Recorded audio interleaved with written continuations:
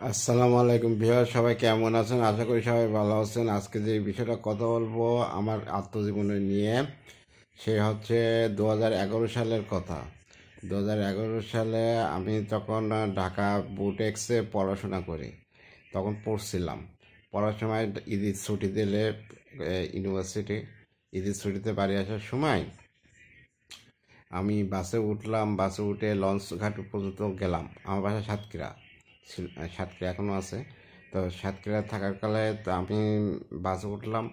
বাসে ওঠার পরে হচ্ছে আমার ওই আহ, ঘাটে নামাই দিলে, লঞ্চ ঘাটে নামাই দিলে, দৌলতদিয়া লঞ্চ ঘাট। দৌলতদিয়া নামতে লঞ্চে উঠলাম। লঞ্চে উঠে ওই পারে এটা ওটা খাতে খাতে আমার কাছে মাত্র 60 টাকা ছিল। মানে তখন আমি সিগারেট খেতাম। তখন সিগারেট খেতে খেতে বা এরকম টুকটাক খরচ করতে আমার পকেটে দেখি 60 টাকা। এবার হচ্ছে ঈদের সময়, তখন তো 500 টাকা ভাড়া, 1000 টাকা ভাড়া, এরকম ভাড়া। তা আমি তো ওই ঘাটে ঘোরাঘুরি করতেছি। তখন অনেক মানুষের সাথে দেখা হইলো। দেখা যাচ্ছে একজন হচ্ছে লালন ভক্ত, সেই পাগলের সাথে দেখা হয়েছে। তারপরে হচ্ছে পুলিশের সাথে দেখা হয়েছে। তারপরে হচ্ছে যা এরকম ঘোরাঘুরি করি, তাও গাড়ি পাইনি। কারণ পয়সা নেই, তো পয়সা না নিলে যাওয়া যায়। তখন তো বিকাশের সিস্টেম ছিল না, ছিল কিন্তু আমার অ্যাকাউন্ট ছিল না। বিকাশ ছিল কিনা আমি আদৌ জানিনি তখন। তখন আমি ঘোরাঘুরি করতেছি কীভাবে বাড়ি যাই, ট্রাকে উঠবো কিনা, তারপর হচ্ছে বাসে উঠবো কিনা, এটা চিন্তা ভাবনা করতেছি। ট্রাকও নেই, নেই। একটা বাস পেলাম, বাস পেলে কুষ্টিয়া পর্যন্ত আসবে। তা কুষ্টিয়ার থেকে সাতক্ষীরা আরও বেশি দূর। তখন তো এই যাবে, তখন হচ্ছে আমি ঘোরাঘুরি করতেছি। তখন একটা বাস যাবে, তখন দৌড়ে উঠলাম। পরে টাকা দেওয়া যাবে, সাতক্ষীরা গিয়ে টাকা। তখন উঠলাম। তখন ওটার ভিতরে তখন হচ্ছে সব ওই মানে নর্মাল বাস তো।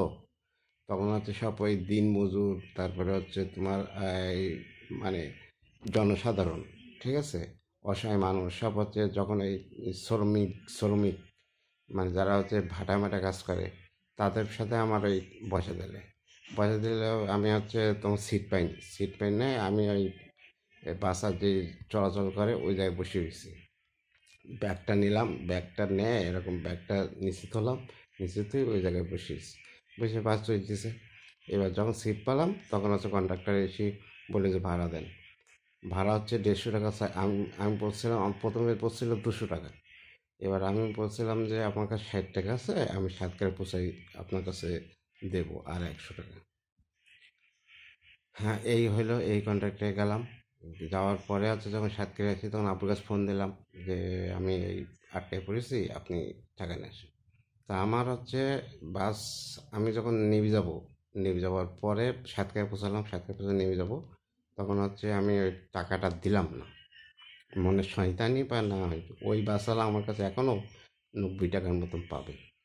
তা ওই বাসওয়ালা মানুষ যদি আমার কাছে যদি এখন কন্ট্যাক্ট করে, আমি ওই টাকাটা দিয়ে দেবো, বা আমাকে মাফ করে দেবেন।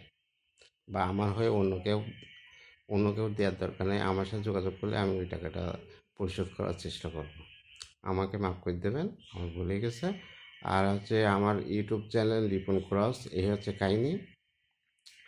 রিপন ক্রস আর এই ইউটিউব চ্যানেলকে আপনারা সাবস্ক্রাইব করবেন, লাইক কমেন্ট শেয়ার দেবেন আমার ভিডিওতে। আর ফেসবুক পেজ হচ্ছে আমার রিপন ক্রস, ওটাকে আপনারা ফলো দিয়ে রাখবেন। সকলে ভালো থাকবেন, সুস্থ থাকবেন। ধন্যবাদ।